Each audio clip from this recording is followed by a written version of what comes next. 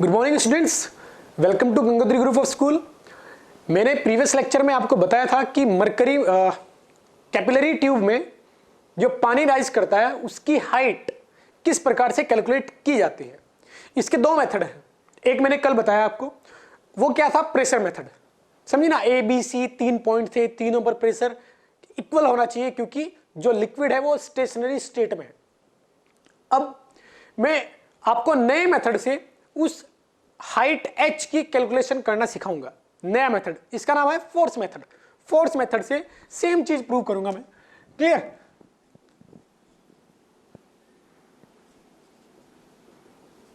Capillary action, इसमें बताऊंगा मैं अब आपको फोर्स मेथड। ये क्या होता है देखो,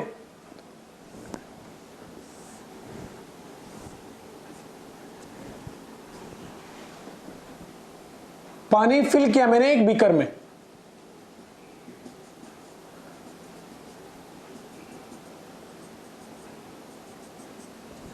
अब इसमें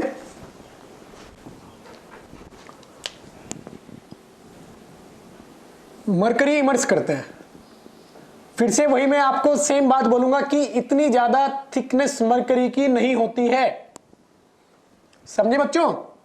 इतनी ज्यादा थिकनेस मरकरी की नहीं होती है। ये तो अच्छे से फिगर बन पाए, ये मैं आपको इसलिए इतनी ज्यादा थिक ये मरकरी दर्शा रहा हूं। क्लियर? मैं फाइनल स्टेट बना रहा हूं।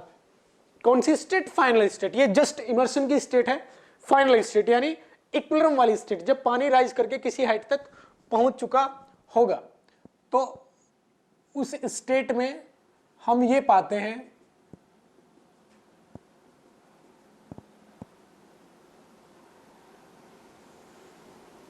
कुछ इस प्रकार से पानी राइज करता है। इन छोटी छोटी बारीकियों को आपको समझना है। ये फाइनल स्टेट है और ये एच हाइट है। ये एच हाइट है, कहां तक पानी राइज किया है। इस आर्टिकल में मुझे ये एच हाइट फोर्स मेथड से निकालनी है। फोर्स मेथड क्या? ये जो पानी है जो रेज किया, ये किस वजह से रेज किया? कल मैंने प्रेशर का इसका रीजन दिया था आपको कि प्रेशर की वजह से रेज किया। अब जरा आप ये देखो कि अगर मैं इस पॉइंट पर बात करता हूं तो आपको ये पूरा एक सर्कल में मिलेगा, क्योंकि ये तो ट्यूब है। क्लियर? ये कांटेक्ट एक सर्कल पे होगा, सर्कमफेरेंस होगी इसकी। वो सर्कमफेरेंस का रेडियस कितना आएगा? r, small r, the radius of test tube. Clear? इस सर्कमफेरेंस पर, जो कि इस मरकरी के साथ कांटेक्ट में है, कौन से वाला पॉइंट? ये पॉइंट। समझे? ये पॉइंट मरकरी बोल रहा हूं मैं, टेस्ट ट्यूब, कैपिलरी। इस कैपिलरी के साथ ये जो पॉइंट है ये आपको सर्कल में नजर आएगा। क्लियर? और ये नीचे की ओर एक मेनिस्कस टाइप का फॉर्मेशन आपको दिखाई देगा नीचे की ओर। क्लियर? कनकेव सरफेस ऊपर, कन्वेक्स सरफेस नीचे। तो यदि आप सरफेस टेंशन की वजह से इस पे फोर्स कैलकुलेट करना चाहते हो तो कुछ इस प्रकार से करोगे। सरफेस टेंशन की वजह से कैसे? ऐसे।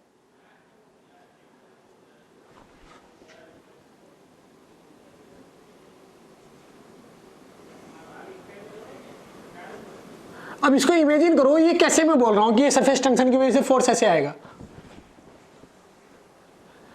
इसकी रेडियस कितनी आएगी? r। ये जो सर्किल है, ये रेडियस आएगी r। तो ये सर्कमफेरेंस की लेंथ कितनी आएगी? 2 पाई r। जो कांटेक्ट बना हुआ है किसके साथ? जो ये ऊपर वाला जो पानी है, ये पानी का जो सरफेस एरिया है ये थोड़ा नीचे की ओर स्क्वीज्ड है, नीचे की ओर। समझे ना? जैसे अगर मैं एक स्किल लेता हूं, उसको नीचे बीच से दबा देता हूं तो आपको ये स्ट्रक्चर नजर आएगी। क्लियर? तो ये जो ऊपर वाला सरफेस है ये कनकेव है ऊपर की ओर से। ऊपर वाला पानी का सरफेस, ओपन सरफेस, ये कनकेव है ऊपर की ओर से। तो ये जिस पॉइंट पर कैपिलरी के साथ अटैच है, जिन पॉइंट्स पर कैपिलरी के साथ अटैच है, वो एक सर्कल है जिसकी रेडियस स्मॉल आर है। क्लियर? तो मैं जानता हूं कि ओपन सरफेस हर एक लिक्विड का स्ट्रेच्ड फीलिंग रखता है, वो अपने सरफेस एरिया को कम से कम रखना चाहता है, तो वो क्या कर रहा होगा, कैपिलरी की दीवारों को अपनी ओर खींच रहा होगा। इस पॉइंट पे जैसे अटैच है तो ये कैपिलरी की दीवारों को अपनी ओर खींच रहा होगा, जिस वजह से कैपिलरी की दीवारें इस सरफेस को अपनी ओर खींचेंगी। समझे? ये कुछ इस टाइप की स्ट्रक्चर है, जैसे जो बच्चे खेलते हैं ना उधर जो कॉलेज चौक में है, कॉलेज चौक में एक बच्चे खेलते हैं उसको, जिसपे जंप करते रहते हैं बच्चे। क्लियर? तो उसमें एक स्ट्रेच टाइप का कपड़ा होता है, बीच में कैनवास होता है वो, और उसमें बच्चे ऊपर से अगर उस पर जंप लगाते हैं तो बहुत तेजी से और ऊपर आते हैं, तो वो बीच में कुछ इस टाइप की स्ट्रक्चर हो जाती है। समझ? छोटे छोटे बच्चे उसके ऊपर कूदते रहते हैं, जंप करते रहते हैं। तो उसकी जो, अगर सर्कमफेरेंस को देखूं मैं, वो किसके साथ अटैच है? एक सर्कल के साथ। क्लियर? तो सर्कल भी उसको खींच रहा है रेडियली आउटवर्ड। क्यों? क्योंकि वो कपड़ा सर्कल को खींच रहा है। तो वही चीज है यहां कि ये जो सरफेस है, जो कि कनकेव टाइप का सरफेस है, ये कैपिलरी की दीवारों को अपनी ओर खींचेगा, जिसकी वजह से कैपिलरी की दीवारें इसको अपनी ओर खींचेंगी। तो मैं इस सरफेस पर लगने वाले फोर्स को दर्शा रहा हूं, कैपिलरी पे लगने वाले फोर्स को नहीं दर्शा रहा हूं मैं, सरफेस पे लगने वाले फोर्स को दर्शा रहा हूं। किस पर? सरफेस पर। कौन से सरफेस पर? पानी के टॉप ओपन सरफेस पर। इस तरीके से लगेगा। अब ये टोटल फोर्स कितना आएगा? टोटल फोर्स आएगा T2 पाई R, T2 पाई R। सर्कल में है। किसमें है? सर्कल में। तो इसका एक कंपोनेंट इधर आएगा और एक कंपोनेंट इसका इधर आएगा, एक कंपोनेंट ऊपर आएगा, इस प्रकार से। तो मैं ये अगर आगे बढ़ाता हूं ये लाइन, तो ये एंगल कॉन्टैक्ट एंगल होगा, ये एंगल कॉन्टैक्ट एंगल होगा। तो इधर फोर्स आएगा T2 पाई R cos थीटा, और इसी प्रकार से यहां आएगा T2 पाई R cos थीटा। इधर आएगा T2 पाई R sin थीटा, इधर आएगा T2 पाई R sin थीटा। तो ये तो कैंसिल आउट हो जाएगा। एक्चुअली मुझे क्या बोलना चाहिए? मुझे छोटा सा एलिमेंट लेके बोलना चाहिए कि छोटा सा एलिमेंट ले लेता हूं तो यार T इंटू डेल्टा आएगा, T इंटू डेल्टा आएगा। लेकिन अगर कंप्लीट फोर्स देखता हूं मैं, तो वो आएगा T इंटू टोटल डिस्टेंस। तो इसमें कुछ लोग कंफ्यूज हो सकते हैं। वो कंफ्यूजन किस बात का आ सकता है कि वो इन दोनों को जोड़ देंगे, T2 पाई R cos थीटा, T2 पाई R cos थीटा, T4 पाई R cos थीटा। नहीं, मुझे लिखना चाहिए ये कि अगर मैं छोटे से लेंथ को देखता हूं, जो सर्कल है पूरी, जो सर्कल है पूरी, उसकी छोटी सी लेंथ को देखता हूं, तो उस छोटी सी लेंथ पे T डेल्टा L आएगा, ऐसे ही यहां T डेल्टा L आएगा, इसी प्रकार से यहां T delta L sine theta आएगा, इसी प्रकार से यहां T delta L sine theta आएगा, और यहां इन दोनों पॉइंट्स पर T delta L cos theta, T delta L cos theta. मैंने एक छोटा सा DL लेंथ का पॉइंट इधर लिया, DL लेंथ का पॉइंट इधर लिया, तो मैंने ये पाया कि उसके जस्ट आमने सामने एक DL लेंथ इधर, ये सर्कल ऐसे है, DL लेंथ इधर, DL लेंथ इधर। इस DL लेंथ पर फोर्स इस प्रकार से आएगा, एक कंपोनेंट ऊपर एक इधर, ऐसे इधर एक कंपोनेंट ऊपर एक कंपोनेंट नीचे। क्योंकि मुझे सरफेस टेंशन की वजह से फोर्स निकालना है, तो मुझे DL लेंथ माननी पड़ेगी, तो TDL फोर्स आएगा, T इंटू DL। तो ऊपर आएगा TDL cos थीटा, इधर TDL cos थीटा, इधर आएगा TDL sin थीटा। ये कैंसिल आउट हो जाएंगे। मैं इस सरफेस पर फोर्स निकाल रहा हूं। किस पर? इस सरफेस पर। अब यदि नेट फोर्स में निकालना चाहता हूं, तो ये टोटल लेंथ से मल्टीप्लाई करना पड़ेगा इस सर्किल की। तो नेट फोर्स जो ऊपर की ओर आएगा, ऊपर की ओर नेट फोर्स, यहां लिख देता हूं मैं, net force on open surface of liquid, वो क्या आएगा? T डेल्टा L की जगह क्या लूंगा मैं? टोटल लेंथ 2 पाई R cos थीटा। उसमें आप कंफ्यूज हो सकते थे कि सर ने इधर भी लिखा हुआ है T2 पाई R cos थीटा, और इधर भी लिखा हुआ है, और नेट फोर्स बोल रहे हैं T2 पाई R cos थीटा। सर मैंने क्या किया, छोटा सा डीएल एलिमेंट इधर लिया, छोटा सा डीएल एलिमेंट लिया, कहीं भी ले सकते हैं आप डीएल एलिमेंट। उसके जस्ट सामने इस सर्कमफेरेंस पे अगर मैं डीएल इधर ले रहा हूं तो सामने जस्ट डीएल इधर भी आएगा, कंपोनेंट ऊपर, ये वाला component horizontal component cancel out, ऊपर वाले कंपोनेंट सारे ऐड हो जाएंगे। डीएल लेंथ आप कहीं भी लोगे एक सर्कल पे, हॉरिजॉन्टल सब कैंसिल आउट होंगे क्योंकि उसके जस्ट सामने एक उसके आइडेंटिकल डीएल लेंथ एग्जिस्ट करेगी। तो हॉरिजॉन्टल कंपोनेंट कैंसिल आउट हो जाएंगे, वर्टिकल कंपोनेंट नेट आपको रिजल्टेंट ये देंगे T2πr cos थीटा। तो इस सरफेस पर ऊपर की ओर नेट लगने वाला फोर्स ये आएगा T2πr cos थीटा। समझे? मैं इस फिनोमिना को ये देख सकता हूं कि कैपिलरी में वाटर राइज करने का रीजन ये फोर्स है। समझे? अगर सरफेस टेंशन नहीं होगा, अगर सरफेस टेंशन नहीं होगा तो ये फोर्स नहीं आएगा। क्लियर? और ये फोर्स नहीं आएगा तो राइज नहीं करेगी ऊपर की ओर। पीछे भी आप जो कल मैंने बताया था वहां t बराबर 0 पुट करो, H0 आएगा। क्लियर? तो यहां भी मैंने ये बोला कि राइज करने का रीजन कौन है, ये फोर्स। अब ये फोर्स किसको बैलेंस कर रहा है, इस वेट को। जितना लिक्विड इस कैपिलरी में राइज किया, इस वेट को कौन बैलेंस कर रहा है, mg, राइज्ड मास, सॉरी वेट लिखना चाहिए मेरे को, वेट ऑफ लिक्विड। इसको बैलेंस करेगा ये फोर्स, क्योंकि इस फोर्स की वजह से ये राइज हुआ है। तो मैं लिखूंगा because force 2πrt cos theta is responsible for raising the liquid inside capillary.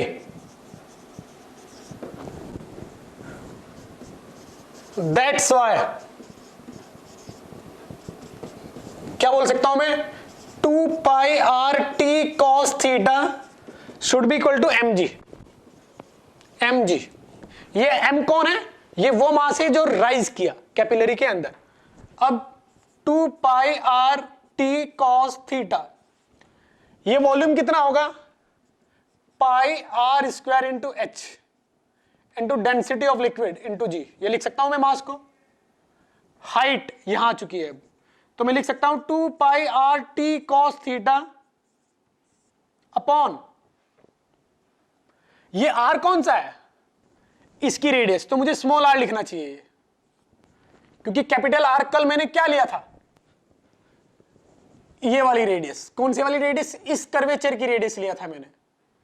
Capillary की रेडियस मैंने स्मॉल आर लिया था, और ये कैपिलरी की रेडियस है, तो यहां कैपिलरी की रेडियस लिखना अनिवार्य है, अन्यथा आप कंफ्यूज हो सकते हैं। ये स्मॉल आर है, स्मॉल आर।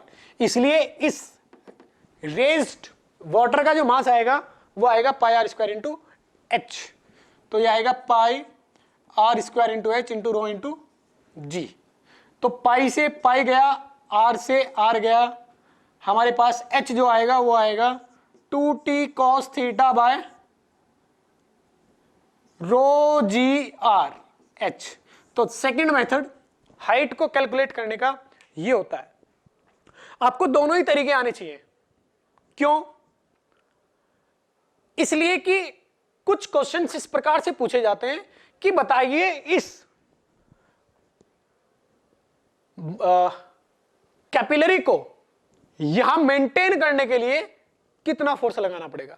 अगर मैं कैपिलरी को रोकना चाहता हूं, कैपिलरी को मैं रोकना चाहता हूं इस अरेंजमेंट में, तो इसको मुझे पकड़ना पड़ेगा ना, कैपिलरी को तो उठाना पड़ेगा, हाथ से पकड़ना पड़ेगा। तो मुझे कितना फोर्स लगाना पड़ेगा कैपिलरी पर इस अरेंजमेंट को मेंटेन करने के लिए।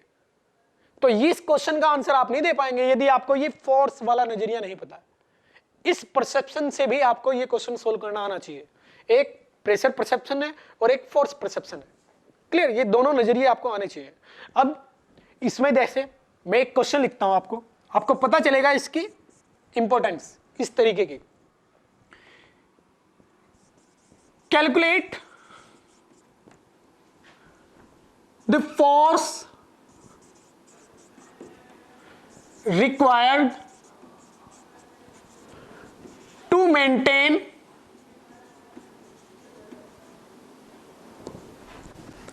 above figure. Calculate the force required to maintain the capillary, to maintain the capillary in given figure. कौन सा है वो फिगर? ये. इस फिगर में इस कैपिलरी को मेंटेन करने के लिए, रोकने के लिए कितना फोर्स लगाना पड़ेगा कैपिलरी पे. अब देखो मैं कैपिलरी का एफबीडी बनाने जा रहा हूं. ये कैपिलरी है, सॉल्व कर रहा हूं ये क्वेश्चन में.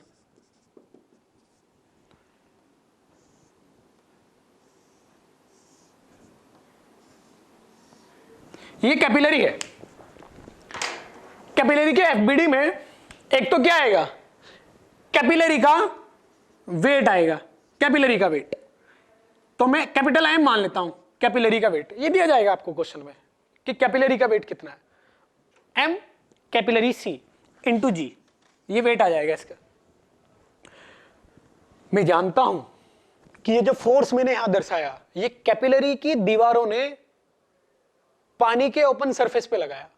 क्यों लगाया? क्योंकि पानी का ओपन सरफेस कैपिलरी की दीवारों को अपनी ओर खींच रहा है.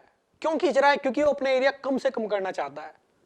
तो उतना ही फोर्स कैपिलरी की दीवारों ने पानी के ओपन सरफेस एरिया पर लगाया.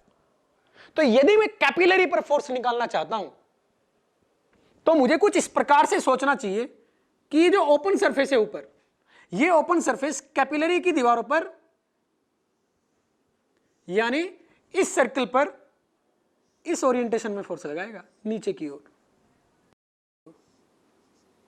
ये फोर्स कौन सा होगा? सरफेस फिनोमिना की वजह से. T delta L, T delta L. समझ में आई बात? तो यदि मैं नेट फोर्स कैलकुलेट करना चाहता हूं कैपिलरी पर, तो फिर से वही, इसका एक कंपोनेंट कहां आएगा? सेंटर की ओर. इसका एक कंपोनेंट सेंटर की ओर. ये कैंसिल आउट. दूसरा कहां? Vertically downward. Vertically downward. तो जब आप नेट फोर्स निकालोगे किसकी वजह से? सरफेस टेंशन की वजह से. Net force due to surface tension, वो आएगा सेम वही जो पीछे लिखा आपने, 2t पाई r cos. अब cos थीटा आएगा. क्या आएगा? क्योंकि ये एंगल कौन है? थीटा है, तो cos थीटा आएगा.